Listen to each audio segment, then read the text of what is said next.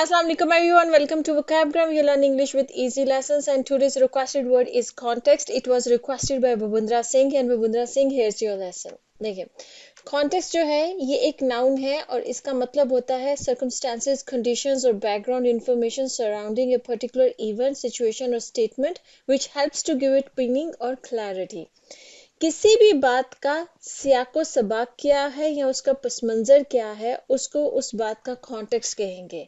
अब ये मुश्किल उर्दू हो गई है तो मैं आसान उर्दू में समझाती हूँ.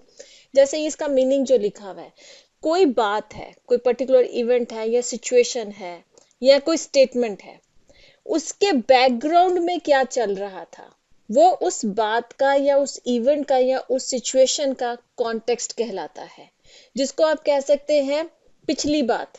ठीक है, उससे पहले क्या बात चल रही थी उसको आप उस बात का कॉन्टेक्स्ट कहेंगे. या कोई सिचुएशन है, कोई सिचुएशन चल रही है, अब वो जाहिर बात है सिचुएशन जो है वो एक दिन में अभी तो डेवलप नहीं हुई है, पीछे कोई स्टोरी होगी ना, जो बैकग्राउंड स्टोरी होती है ना किसी भी सिचुएशन की या किसी भी इवेंट की या किसी भी स्टेटमेंट की, उस बैकग्राउंड स्टोरी को हम कॉन्टेक्स्ट कहते हैं उस चीज का.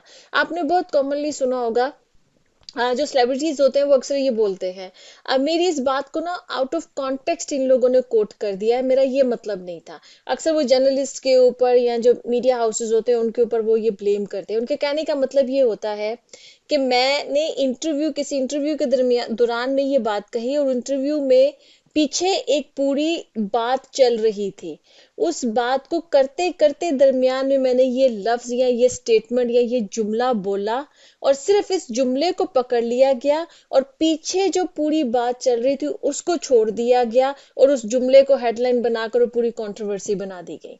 तो ये होता है कि आउट ऑफ कॉन्टेक्स्ट ले लेना, क्योंकि आउट ऑफ कॉन्टेक्स्ट भी बहुत कॉमन स्टेटमेंट है, आप अक्सर सुनते होंगे, ये फ्रेज है अक्सर लोग यूज करते हैं कि इसको आउट ऑफ कॉन्टेक्स्ट मत लीजिए. आउट ऑफ कॉन्टेक्स्ट लेने का मतलब ये है कि पीछे जो पूरी एक डिस्कशन जो चल रही होती है उस डिस्कशन को आप बिल्कुल छोड़ देते हैं और सिर्फ एक जुमले को पकड़ लेते हैं, क्योंकि जब आप सिर्फ एक जुमले को पकड़ेंगे तो उसका मीनिंग हो सकता है चेंज हो जाए. जब आप पीछे पूरी गुफ्तगू सुनते हैं कि क्या पीछे गुफ्तगू चल रही थी, उसकी बैकग्राउंड स्टोरी क्या थी, तो फिर समझ में आता है कि अच्छा उसने किस मीनिंग में इस जुमला बोला था.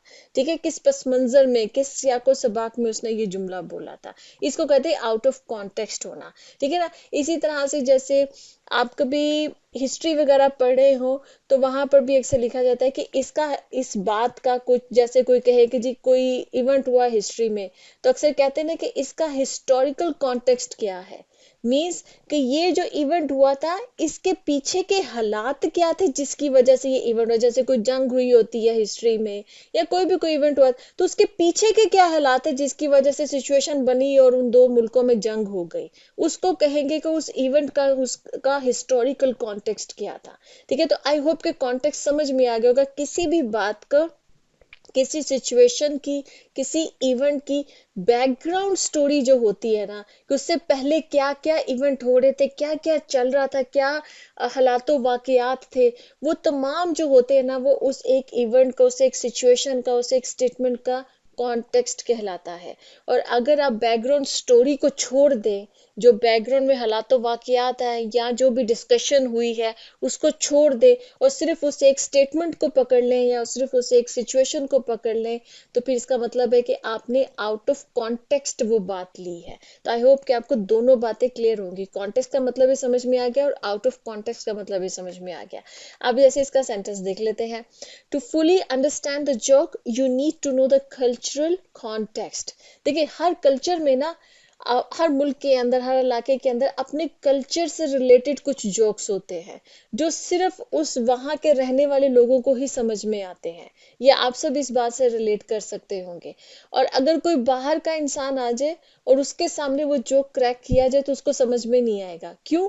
क्योंकि उसको उसका कल्चरल कॉन्टेक्स्ट नहीं पता होता उस जोक का, कि उसके पीछे की जो बैकग्राउंड स्टोरी होती है, जो कि वो उस इलाके से रिलेटेड होती है, तो वो उस बाहर से आने वाले इंसान को नहीं पता होता.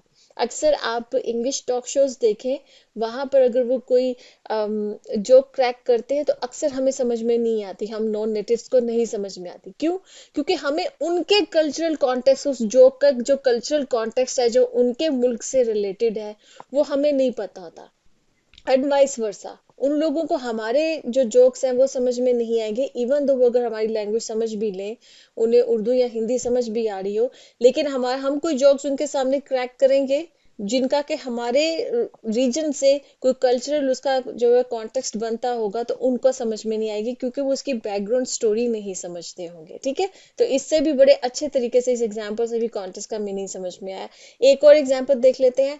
हर words were taken out of context leading to misunderstandings. ठीक, उसका जुमला जो है वो आउट ऑफ कॉन्टेक्स्ट ले लिया, मतलब पीछे जो वो बात कर रही थी पूरी बात को छोड़ दिया गया, सिर्फ एक जुमले को पकड़ लिया गया और उसकी वजह से जो है वो गलत फहमियां पैदा होगी, मिसअंडरस्टैंडिंग्स पैदा, क्योंकि आपको जब पिछली बात पता लगती तो आपको समझ में आती है ओहो उसने इस मीनिंग में ये बात नहीं की थी, किसी और मीनिंग में कही थी। ठीक है, तो इसको कहते हैं आउट ऑफ कॉन्टेक्स्ट किसी बात को ले लेना।